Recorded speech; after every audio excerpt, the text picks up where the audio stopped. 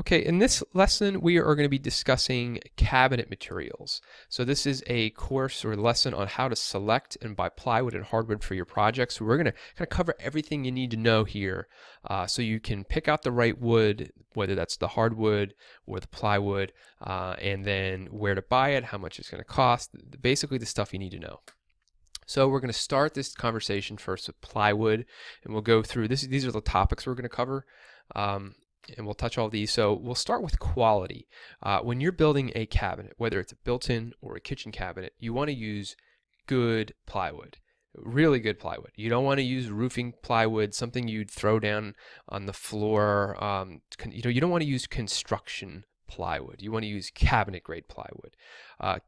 Plywood tends to come in the kind of grade, the top veneer of the plywood, and sometimes you see like BC or AB or AA or BB type plywood, and that corresponds to the quality of that top veneer. So we're pretty much dealing with AA, A on one side, A on another. So don't go out and pick up any old plywood. We're looking at cabinet grade plywood. You could also use MDFs, and the reason I'm including MDF in here is because it comes in sheets. So plywood comes in 4x8 sheets, and we'll get into the sizes, but so does MDF. MDF we would use in certain parts for certain parts of the cabinet, like say center door panels, whether it's going to be a raised panel door or a shaker door. It's great at taking paint. It's not great when you cut it. The exposed cut edge tends to be very fibrous. It's medium density fiberboard, and you have to do something about those fibers. So I would never use MDF for rails and stile boards, but you could use it for pieces of your cabinet that will be have contained edges, like that center panel. All right, so we're going to talk first about painted projects and then stained projects. Most of the cabinets I've built over the course of, I don't know, the last 15 or 20 years, from the first cabinets I built for my kitchen, my first house, were painted projects. If you're going to paint your kitchen cabinets or your built-ins, you want to use birch. Use birch plywood. It's readily available. You can get it anywhere, and it paints very, very nicely. You want to avoid painting oak, cherry, or maple plywood. Number one, cherry and maple you have to order generally, and we'll get into that, but oak is too grainy, cherry is way too nice, maple's, you can paint maple if it's available, but it tends to be a little more expensive than painting it. So birch is a great plywood for painting it. It's smooth, it looks great painted. When we're looking at birch, there's two different types of birch. The most common one is the white birches, which we'll use for all our painted projects, but there's also another product called Baltic birch. Baltic birch has more plies. So if you see this picture I grabbed from woodmagazine.com, you can see the Baltic birch. If you're looking at the edge of these two pieces of plywood, the Baltic birch has way more plies. It also has no voids. There's no little gaps or missing parts on that edge there. Compare that to the white birch or the birch hardwood plywood, which is below that Baltic birch. And if you look at those plies on edge, you can see, number one, there's less plies. Number two, there's also some little gaps and holes, maybe some unevenness. So the birch hardwood, the one we're going to be using, is perfect for painting. The Baltic birch is, you're paying a little more to have a really nice edge and a more sort of dense, consistent plywood. I would use Baltic birch if I'm going to be making some workshop jigs that maybe get polyurethaned, or some toys for the kids that I want to display and not paint, but I don't want to have an ugly edge grain or an exposed edge ply. So they're different. Stick with birch for just the basic white birch for painted projects, and maybe consider Baltic birch for something where you want people to see that it is plywood. So last note here is you can mix and match species. So if you're painting a project and you're going to make a kitchen cabinet and you're going to paint it, you can use a different species of wood for the doors and the face frames and all those components than you can use for the box components. You can use completely different sets of wood. And the reason is because you're painting it. Once it's done, no one can tell the difference between whether you use poplar in the front or birch in the back. They essentially look the same once they're painted. So that's the nice thing about painting it, is you're hiding all of that. Now contrast that with stained plywood. For stained plywood, we want to show off the beauty of the wood, of the grain, of the finish we're going to apply to it. So in that case, we want to skip birch plywood. We're going to go to oak, cherry, maple. You do pine. Actually, I don't know if they even make pine plywood, but we're talking principally about oak, cherry, and maple here. Maple is one of those that's kind of versatile. You can paint it or you can stain it. It's nice in that regard. So if you have maple plywood and you already own some and you want to paint it, that's fine. It's not a complete waste of money. But if you buy oak or cherry, you're throwing money out the window. So we want to stick with either just keeping them as a bare wood or staining them, and we don't really want to paint them. Oak we don't want to paint just because it's very grainy. And cherry, it's not a great idea. It's just expensive. So stained plywood, stained cabinets in general, we need to be consistent with the wood we use from the interior, or at least the exposed portions of the cabinet on the sides and the back and all that stuff, compared to what we use in the face frame. They can't be different woods. They shouldn't be different woods if they're visible. So if we're building an oak or cherry cabinet, that means all of our face frame wood is going to be oak or cherry. All of our door products, the door, the edges, the rail stiles and center panels will all be that same species. The box components should be, unless you intentionally want a different interior color. So if you want a kitchen cabinet, if you want a cherry kitchen cabinet, let's say for example, and when you open the cabinet, if you want to have a lighter interior, if you want a dark cabinet with a light maple interior or something like that, which you see constantly in cabinet shops or Lowe's and Home Depot and that sort of thing, you can do that too. Just be mindful that if it's an end cabinet and the side of that one cabinet's exposed, you want that to match the face frame and the doors. And there's ways we can do that, but we'll get into some of that later. But that is the gist of it, is try to stay consistent with plywoods to hardwoods with stain projects. Another product I want to make you aware of are pre-finished plywoods. So if you are interested in saving some time and paying a little more, you can actually order 4x8 sheets of 3/4 inch thick birch or actually maple plywood that already has either a coat of lacquer or polyurethane, I'm not sure which, but it's already done. Okay, so it's not stained, it's just sort of urethaned and finished. And it's ideal for the interiors of kitchen cabinets. It's more money than it is if you were to buy bare plywood and then go in and stain it or sand it and then poly it yourself. But as soon as you put that box together, that cabinet is done. It's essentially done. You don't have to go back and crawl into it and then poly it. It's done. So I used it in my first kitchen, and it just saves a lot of time. So this is something to consider. Again, the trade-off here is you're going to pay more for it, but then you're less time finishing and less time standing and all that stuff. So it makes less sense for built-ins. If I'm going to make a built-in for my office, I'm probably just going to paint the whole thing, interior and everything. I don't need it to open up to some stained interior in poly. I don't need that, and most people don't do that. You tend to see the pre-finished, and again, just generally maple on interiors of kitchen cabinets, and that it's just what the trend is there. Again, you'll have to order this material from your local supplier. You can't walk into Lowe's or Home Depot or Menards and just grab one off the shelf. It gets delivered. So let's talk about some plywood sizes here. First thing off the bat is thicknesses of plywood we're going to be using, or you're going to be using for a typical cabinet job. Will be 3/4 of an inch, 1/2 inch, 1/4 inch. You can buy all three of these sizes and at least in the birch at most home improvement stores. If you want to get oak, and we start getting into the hardwoods, they have oak available in 3/4 inch thick, different sheet sizes. 1/2 and 1/4 inch, I'm not positive. It kind of depends on what stores you go to. One thing to note about some of these plywood thicknesses is they tend to be slightly different. So it's not exactly 3/4 of an inch unless it says it's 3/4 of an inch. But oftentimes you'll see, say, a 4x8 sheet of birch plywood and it says 23/32.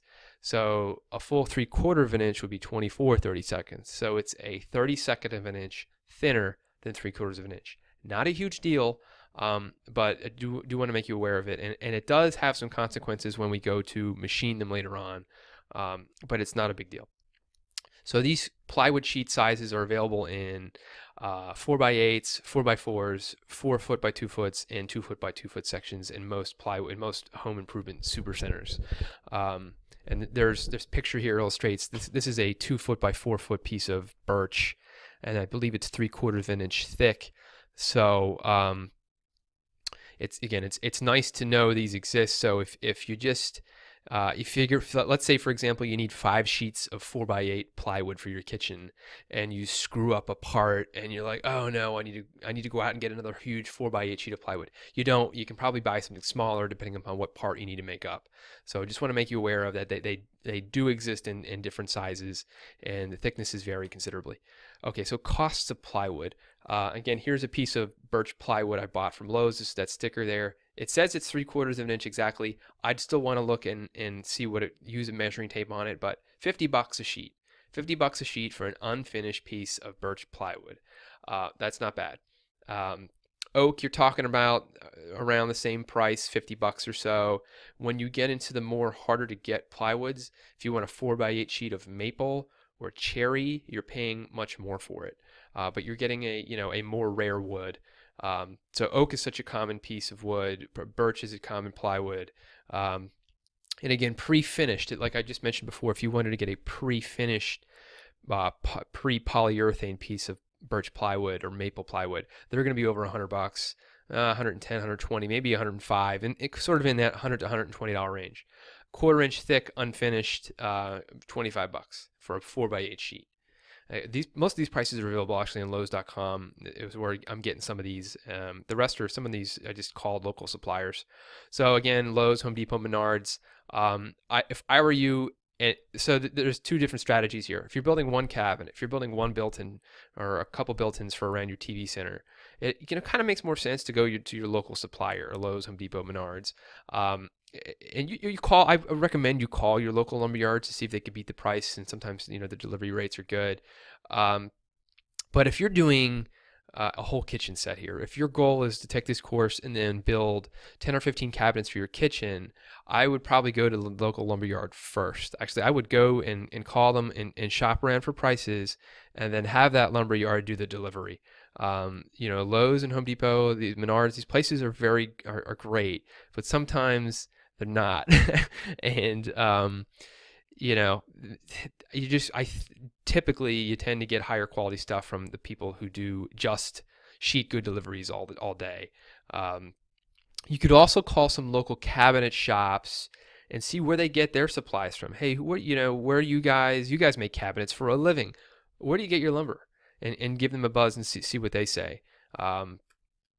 Bringing it home. So if you're going to be making one cabinet and you're cool with putting it in your car, just make sure you measure the width of your car, and then you may have to do a pre-cut using the panel saw there. They may have to pre-cut it for you. And again, if you bought lumber, you kind of know this. I just want to remind you that you just be aware you can't go out and throw 15 sheets of plywood in the back of your Forester or whatever you have, a Jetta. Plan on having a delivery. Delivery is the best way to do it if you can. If you do need pre-cuts, make sure the pre-cut sizes are cut such that they do fit in your car. And also, let's suppose you want them to cut a 4x8 sheet of plywood in half. All right, and you need a true, let's say, 20-inch piece eventually for one of your side.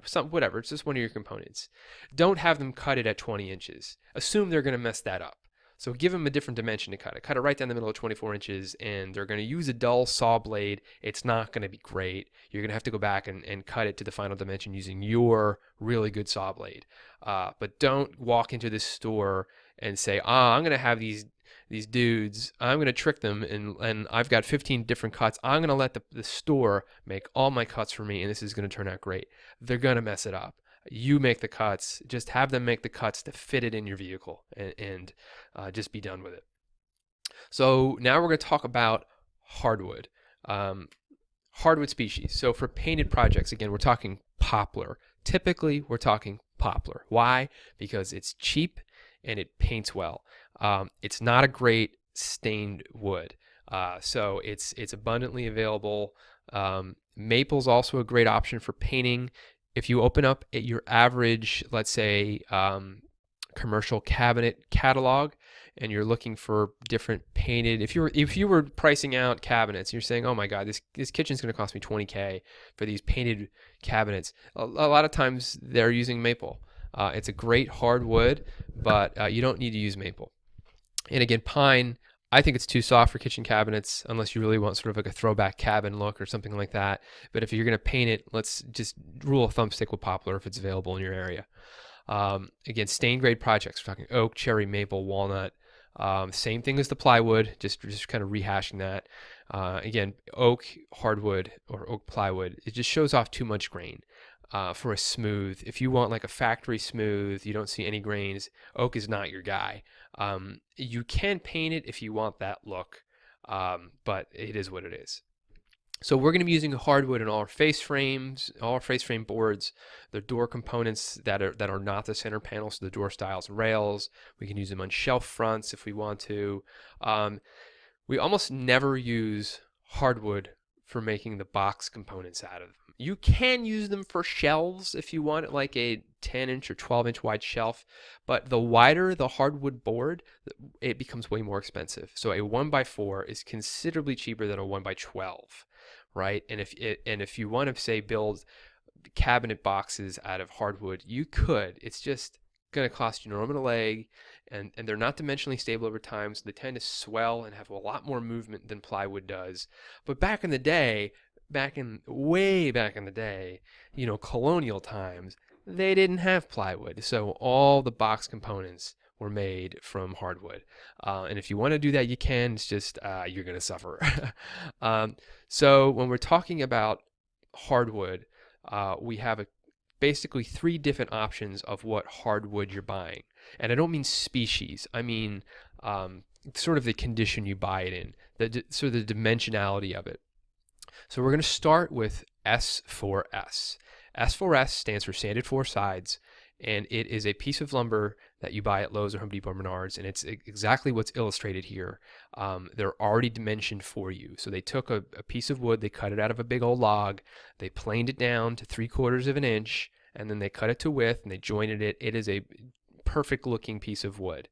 And I say that with a giant asterisk because S4S lumber, because it's been it's picked over, I don't know if it's picked over, but by the time it gets to your local supplier, a lot of times it's been warped, it's crooked, it's bent, it's got some movement to it, it's cupped, all that stuff.